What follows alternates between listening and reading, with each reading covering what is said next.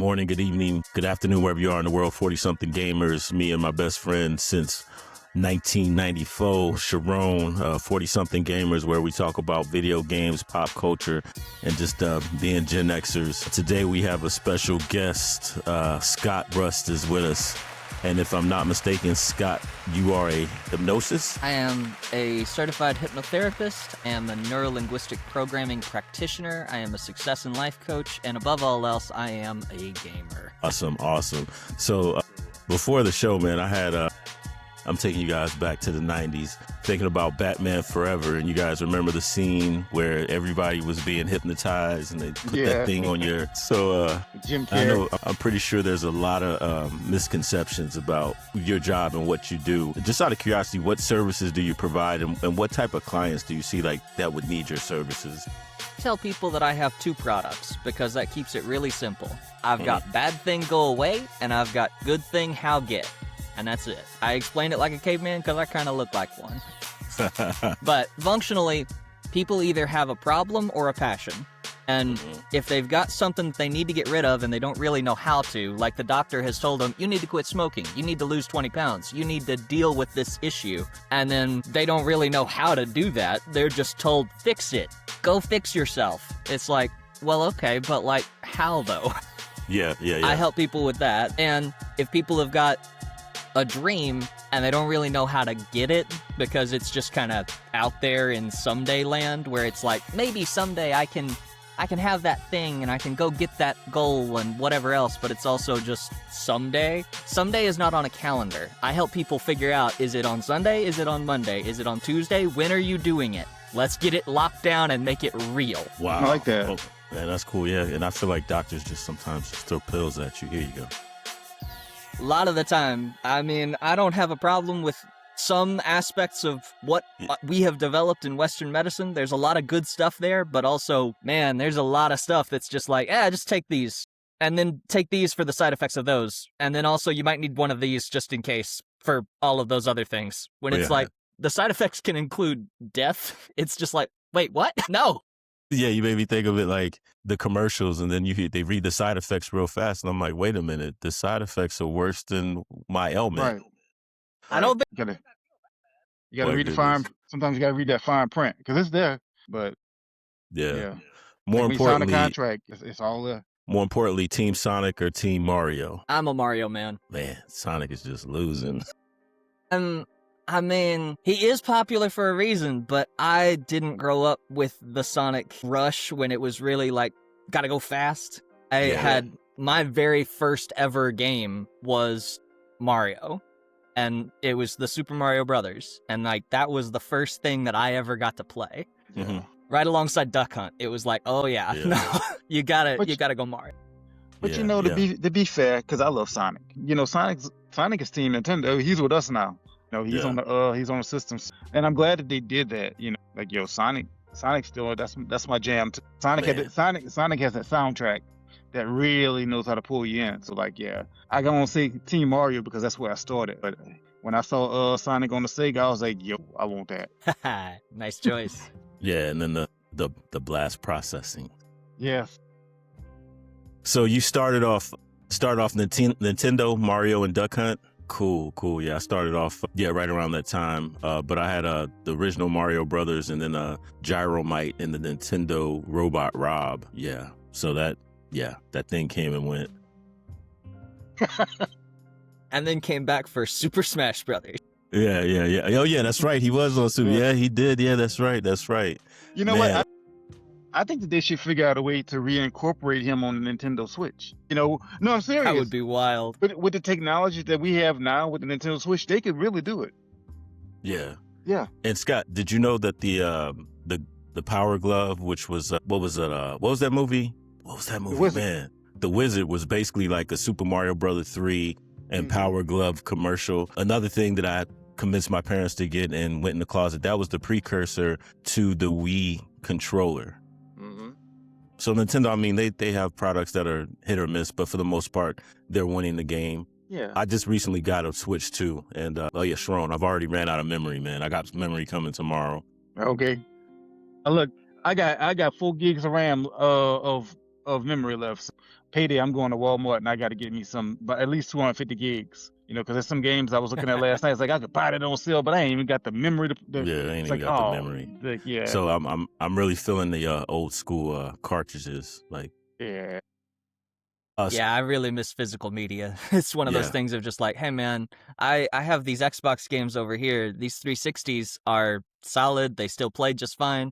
And then over here, I have an 8 terabyte external hard drive and it's almost full. It's just like, oh my God, are you kidding me? Isn't that crazy, man? you think I was looking at a game last night.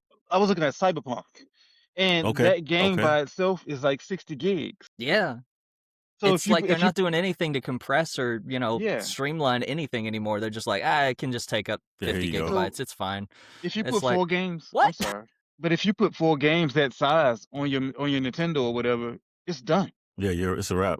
Yeah, Yeah, mine stopped at the pre-ordered the Final Fantasy VII yeah, remake, good and game, then Hyrule Warriors, and then they're just like the another good game. X. Like, Yes, Mm, nah. like even Street Fighter 5. No wait, Street Fighter, is it 5 or 6? Whatever the latest Street Fighter I game don't even is. remember. I think they might be up to 7. I know, yeah, Whether it's 6 or 7, even that game takes up like 30, 40 gigs. It's like, yo, it's just, and that's why I was like, I can't I could download it, but it's like, it's taking up so much space. It's like, yeah, they need to, have a slide on Nintendo or all game systems where you can hook up like 2 external hard drives, so you just have extra memory. But extra. yeah, Or they have a bundle, the extra bundle. There you go. yeah, Scott, in your mind, the greatest console so far? I think I have to give that to the Switch just because of the differences of variability, the ability to do like, no, we're on the screen. No, we're in your pocket. No, we're just up and walking around. No, we've got 8 people all playing on the same screen all together. It's like, oh, man, that's crazy. Like Yeah. that was a huge level of innovation to me. yeah. So me and Sharon, so we've been friends for a long time, but we haven't played a game like a 2-player co-op. I can't remember. It's probably like the 90s or the 2000s. But we both got the Marvel game, and we were playing it, and I was like, wow, like we did the little code thing, and I was just like, man, this is pretty cool. And to your point, Nintendo has always had that technology edge and has always had that family friendly aspect, and it's never failed. As far as your profession or like, so with mental health, can you speak to how like video games and mental health? Because I remember when I was a kid, like when the video game era came back, it was like, oh no, you're burning your brain cells. It's gonna Video fry games are something. It's video. it's bad for your eyes. God. Yeah. I mean, what I have found, generally speaking, is the more somebody does things that require imagination, creativity, things that are lateral thinking instead of just straightforward, things that require that problem-solving, puzzling kind of aspect that lots of video games have, they're going to have a healthier brain. They're going to be more able to come up with creative solutions to other problems. They're going to be able to deal with things more easily. And I personally love all of that because it makes the job so much easier. Yeah. When I'm trying to tell them to picture something in their own mind and they're able to understand, okay, so we're talking about like, pause this video game, go to the settings. We're going to look at the settings of what your own mind is looking like as you are playing through the game of life. Now, let's turn up the brightness and let's turn down the sensitivity, things like that. It's just like, gamers just get it immediately. Other people, sometimes it takes a lot longer or there's a lot more that goes into it when it comes to figuring out how to code my language in a way that they will also understand. Because if they're not in that same circle, then they don't have the same basic language for where to start with, Yeah. So in my profession, air traffic control, the gamers are the ones that they do training. Man, that's pretty cool. I like that. So we're gonna I'm about to use that one day. Somebody's in a bad mood. You're gonna need to reset. I was like, you need to pause. Hold on now. Let's check your settings, man. What's the problem? Oh wow, that's crazy. But yeah, really checking in with things like that can be really easy to start figuring out how to explain to people, how to talk to people if there's that same common ground, shared base of broad language where it's like, okay, you're trying to run like Sonic and you don't have the processing power. Right. Yeah, no, I like that, man. That's pretty cool. Yeah. In your mind, what has been the greatest era? Like we had the 16-bit, 32-bit, Dreamcast, PlayStation, so far in gaming? I think I have to give it to the PlayStation 3 and the Xbox 360 right around in that time, because that's when you get, like, the beginnings of more of the Halo series, and you get, like, the God of War series, and, like, a lot of that really classic gaming that is now the foundation of what everything else for the past 15, 20 years has been built on. That's where a lot of it came from. And I mean, there's a lot of stuff in there that was enough graphically impressive to be like, oh, that's still really cool.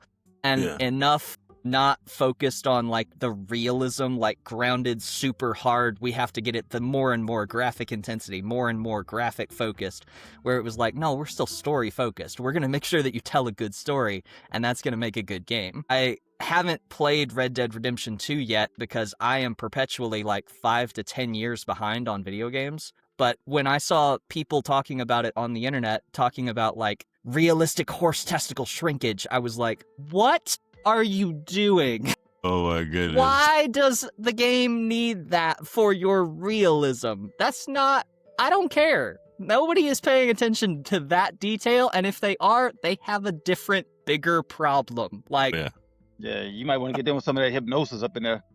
Yeah, that's crazy. See, when I got the Xbox One S, that was one of the first games I got.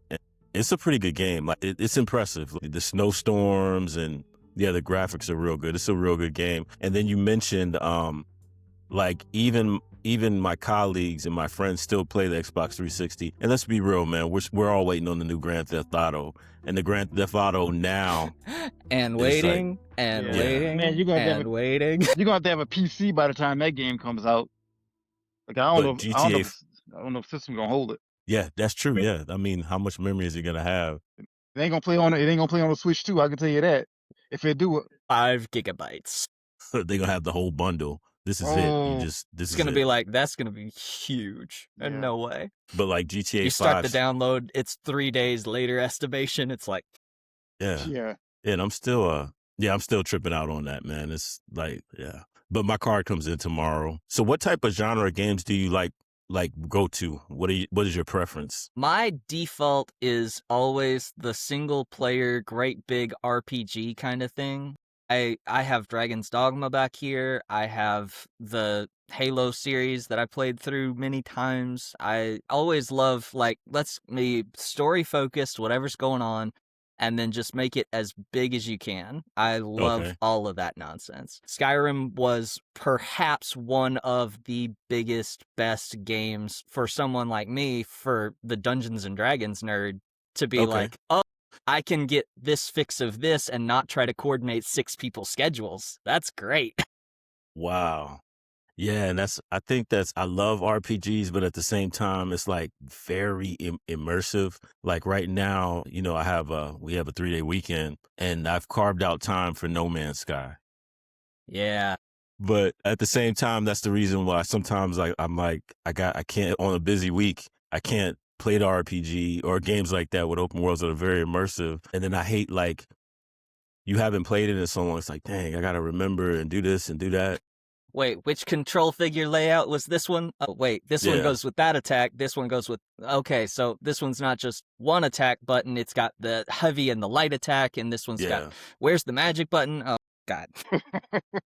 Yep, I know that feeling. So in your busy schedule, how do you carve out time? Like, how do you find the time to get into those types of games? Well, when I don't have time for that, I try to make time for using that time with a friend instead, to be like, okay, my cousin plays Brotato and loves roguelikes, so the couch co-op, very quick, very straightforward, here's attack, here's move, and that's all the buttons you need kind of game.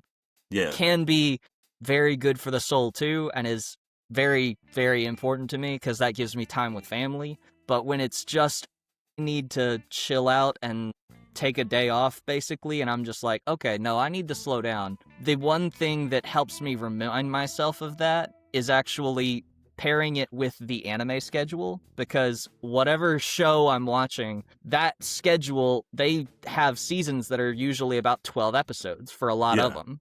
Yeah. And that means that when you just play it through on autoplay, that's going to be about 3 to 4 hours. So it's just like, okay, let's put on a show and I'm gonna play a video game, and I take off from breakfast to lunch or from lunch to dinner, and I'm just like, nope, I'm not taking anything during that chunk. I'm gonna watch a show and I'm gonna play a game and just chill, because that way everybody's got time to just take some chill time. Yeah. But also it's balanced because there's not so many episodes so often that I'm like, yeah, I'm not getting anything done. It's like, no, that season's not going to be done for another 3 months, man. I mean, you can wait for that, or you can watch one episode at a time week by week. But like, if I get one show and I'm like, that's the thing, I want to watch that, and it's got 8 episodes already out and 4 still left, it's like, all right, well, that'll come out in a month, and I'll take a full day off then, and I'll be like, game.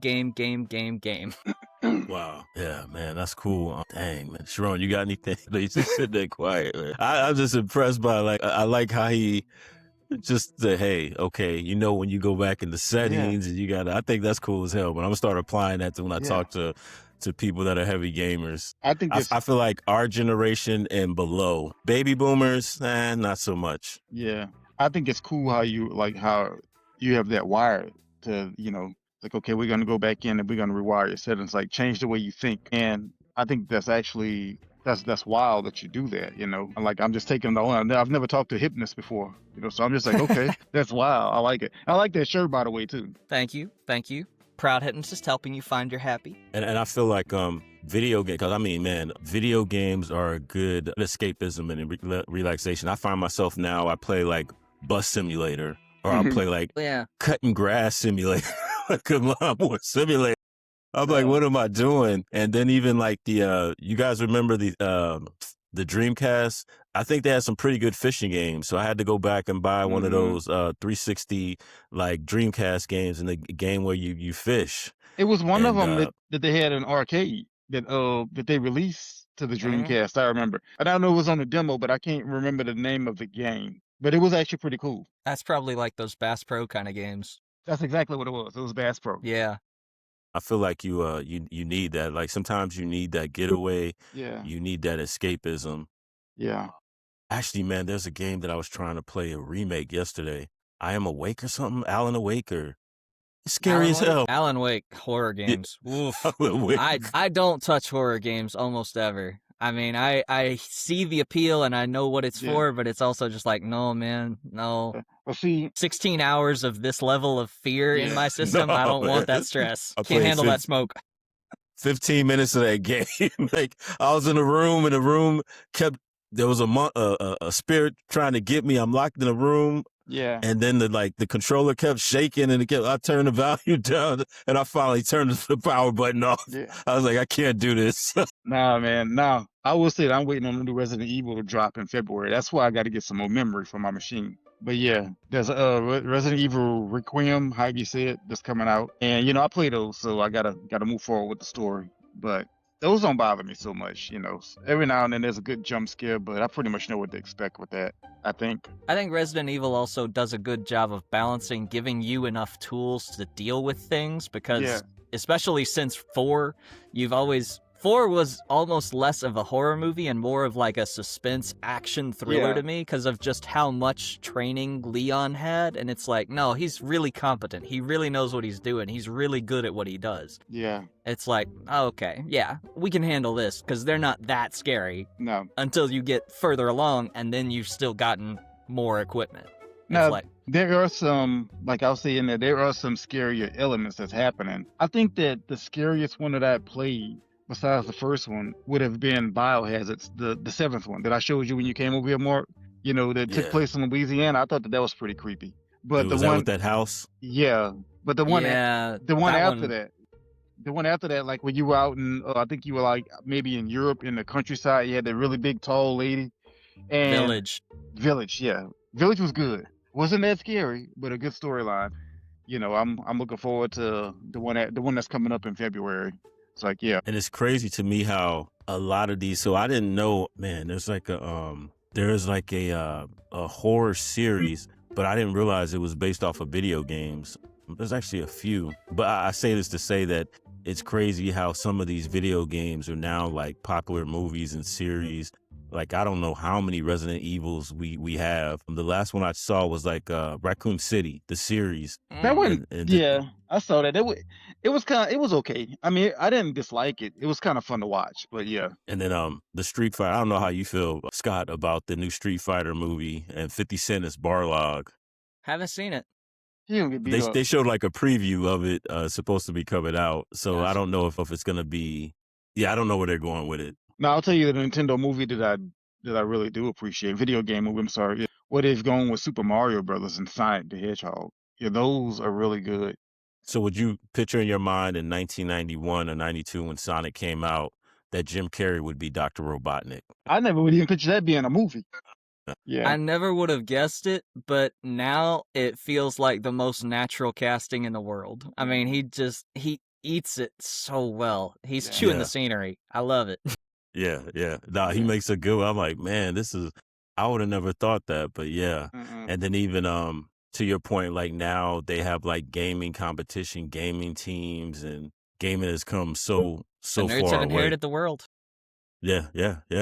Like we have a tavern north of where I live at Stanford. It's called Gaming Geekery Tavern, and it's like a bar, a tavern where you can order food and something to drink, and you can just game. There's a place near me called Token Game Tavern, and I love it. It's still a little loud for me because of all of the pinball machines along one wall, but there's also like a full PlayStation setup and a full Xbox setup, and they have projectors onto the walls for you to be like, hey, you come in, you give them a card, and they'll give you controllers, and you've opened a tab to just sit and play as long as you want. It's great. And then I appreciate the retro aspect of it all. Yeah. Scott, if you could be immersed in any video game, your settings, you can tune into the video game. What game would that be?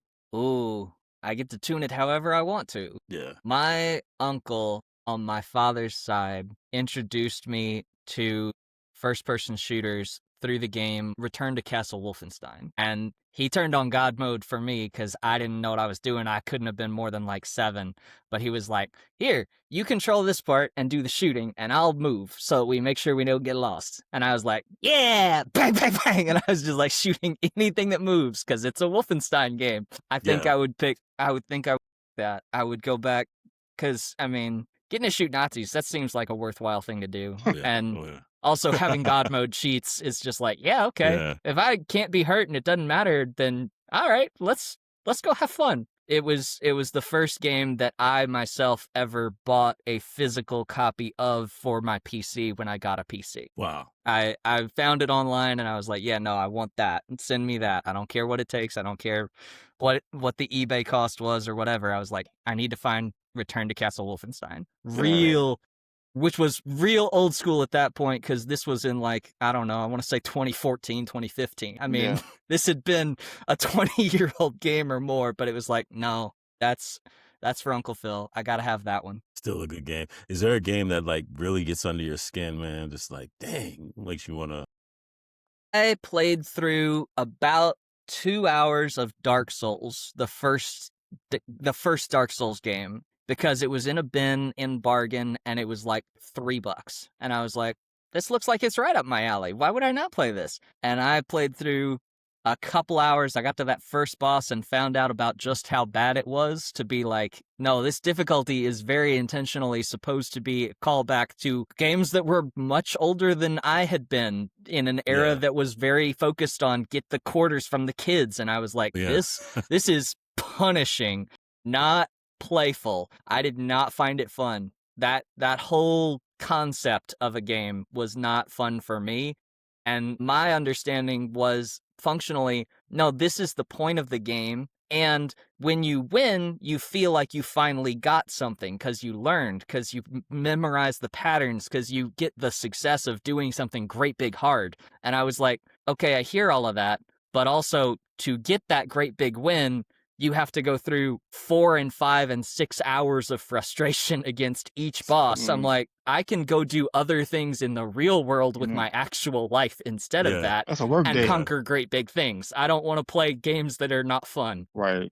I agree. I'm not with, like, for instance, like, going back on that, the Ninja Gaiden games that they made for the Xbox 360. It's like, it's too hard. Like I've gotten so close to the end of that game, and I think I'm still fighting some skeleton from like 6, 7, 8 years ago. I haven't turned it back on since. It's like, Mm, they don't want you to win, so it's like, what, screw it. yeah, Like, yeah, yeah. I And I agree. mean, no shade to people that really love that. No, If that's at all. your jam, then go ahead. But like, I also like the idea of being able to play on easy mode when it's just like, hey, sometimes I don't want to be beaten to death again and again and again. I Right. want to Yeah, yeah, win. I want to feel like the hero. I want to be conquering. I Yeah. want to be doing the thing. I want to be making yeah, progress towards all the quests that I've got. I don't want to be sitting there frustrated being like, what the hell? What Right. combination? What button push? What timing do I need to get through this yeah, one yeah, stupid thing? It's like, Right. no, it's not worth. Life is too short. Yeah. It's not worth yeah. that level of frustration. Yeah. That's how I feel like about some of the Mega Man series. I'm like, damn, I used to actually play the hell out of these games. I'm like, I can't do it. I can't do We it. used to I ain't cheat. got the patience. We used to cheat Yeah. with that game. Like I know with Mega Man 2 and 3, buddy of mine, like Desmond Barry, I know you remember him. He used to have the Yeah, I Mega Man remember 3 Desmond. game, and he used to come to the house, and he would play the game, and I would take controller number 2, and I would hold like down on the pad, and instead of the final boss being able to attack you, you just kind of hold him in place, and we would just obliterate his ass. And that we went through, we would go through. I mean, because that game was hard, so that game deserved to kick in the balls, and we would cheat Yeah. every chance we got. It's like, okay, I'm gonna hold on this button right here, and he can't move, and like Desmond, take him out, and beat the whole game just Yeah. like that. It's like, hey, there you go. Yeah, there's got to be some leeway, man. And I'm interested. We talked about it. Well, now I don't have the memory. Is with the new Legend of Zelda, and you said like the weapons can break. Mhm. So I'm already anticipating that to be a challenge.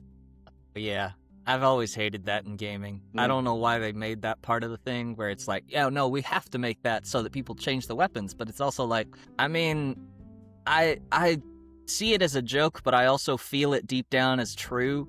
I want better quality games that are made by people that are paid more, that are shorter games, that are easier to play, that are easier to run, that are graphically more simple, and I will pay more for it. I don't care. Yeah. But like, Yeah. let's crank it all back down to what it used to be, where it's focused on fun, because weapon durability is not fun. No. Playing Yeah. Equipment Management Simulator is not actually the fun part. When you make it like Resident Evil 4, where it's like the briefcase, that was fun because it's short, it's Tetris. Yeah. But like, no, wait, hold on, pause, menu. Okay, now not this menu, this other menu. Yeah. Okay, now this scroll. Yeah. Too many Yeah, that's pages. too much. Too Yeah, much. that's too much. Too much effort to get into inventory to just fix one thing. It's just like, Yeah. Right. In a real fight, you're gonna have time to do all that. I mean, they're gonna get you. The briefcase is gonna be sitting there, and like, yeah, it's over. So Scott, what makes a good role playing game? ooh. I mean, story is always going to be number one. There are role-playing games that barely have any graphics or that have absolutely no graphics and are just words, and they're still fun to play because it's about the choices and the consequences. If your Gotcha. choices have weight and whatever you decide, that makes a real branch in the story where it's like, no, man, you made a choice. You can't go back anymore. That thing is gone. Moving on and on and on. It makes it feel like real life because it's like, hey, man, this happened because of these choices, and you had the options. You knew what you could do, but that's what you picked. And that, I love to see the stories unfold like that. isn't that funny how in life it's almost like you're playing a role playing game. Everything that something that you did yesterday is gonna impact what's happening today, or maybe even whatever you did maybe 10, 15, 20 years ago is impacting how you're living right now. It's like life's a true. role playing game. I have fully made more than one session where I was paid pretty well for it, talking to people about and explaining, okay, let's pull you out of this and give you a controller. You are now playing the game of life. That's your character. What are you doing? Look at all these choices that you made. Mhm. Now tell me, that's what you say that you want. That's where your quest marker is. You haven't moved that direction even once in the past 5 years. What are you doing? Right. Yeah, I mean, I mean, I mean, when people get stuck and feel like they're not making progress, it's really kind of weird how much they're not making progress because they haven't made any decisions that move them that direction. It's was like, in that direction. Yeah, Hey, yeah. It's like, look, I'm you got the map. I'm guilty on some things like that, so it's like, hey, yo, but everybody is. And I mean, I get it. But it is one of those moments of just, well, now hold on. yeah, Do you actually want that, or is that not what you want? Because this is the way you're going. The actions don't meet the visuals don't match the audio. right. Cool. Man, another great episode. And Scott, man, thank you so much, man. We're gonna have to have you on again, man, because there's so many things, that, That's But fabulous. but I love it, man. I'm gonna start using gaming references to especially people that I know are gamers. Like, hey, hold on, pause for a minute. Yeah. Whoa, pause. Start button. Yeah. Hold up. So, Scott, last question, man. What game are you looking forward for 2026, and where can people find you? Now, Shameless promotion time. Now there's a little some part of that that's not quite fair because I'm still behind by years and Yeah, will that's be. right. So like That's the game right. that I'm looking forward to is Baldur's Gate 3 because I haven't touched it. Like Okay. I know I'm gonna play it someday, eventually. I just haven't gotten there. Gotcha. But there's always going to be good games out there, and I think the one that I'm looking forward to most is the one that I'm able to play with my cousin, the one that I'm able to find time to play with other people, because I love the couch co-op aspect of things. I want to get a couple of people together and play some Jackbox sometime, because that's Okay. fun and silly and stupid, and it doesn't matter which party pack it is. Like, Jackbox can be really good. People can find me online at Scotticus. That's SCOTTICVS, old nickname from high school. Scotticus.com/FAQ is the best place to begin, because that has some answers to other questions that people have asked me enough times for me to just know that people are going to ask, and this is easy information to tell people, here, this is what hypnosis is, this is what hypnosis isn't, this is how this works, all this other stuff. Awesome, Come find me at awesome. the FAQ. FAQ. Get your facts right. Yeah. Hey, did any parting words before we end another great episode, Scott? If life is like a video game, which we have established it is, Yeah. then 1, make sure you know where your quest marker is so that you start moving towards that. And 2, decide on whether it's time for you to be in first person or in third person. Because sometimes you need to see it very clearly yourself, and sometimes you need to see yourself playing the game, going through it, making sure that you're making the choices that you actually want to be making in that given situation. You can take time, you can pause, you can breathe for a moment. Most people won't fault you if you take another 10 seconds to respond to something instead of immediately snapping at somebody. Make sure that you've got your settings dialed in, because you're playing and the consequences tend to stack up over time. So Very true. Play a good game. Man, I like that. Sharon, Man, any parting words? I like to say, like, get your sunshine, get in the gym, have a good time, play some games, and, just rock it out, be safe, and have a good time. Yeah. And my parting words are thank you for listening. Subscribe. Also rate us, man. If you're listening to it on the podcast, like, comment, let us know what else you want us to talk about. And now I got to have some memory on deck. Like you said, Sharon, you count your gigabytes like you count your calories. Yeah. I'm on that right now. So ladies and gentlemen, another great episode. Signing off, myself, Scott, and Sharon on 40 Something Gamers. Thank you. All right.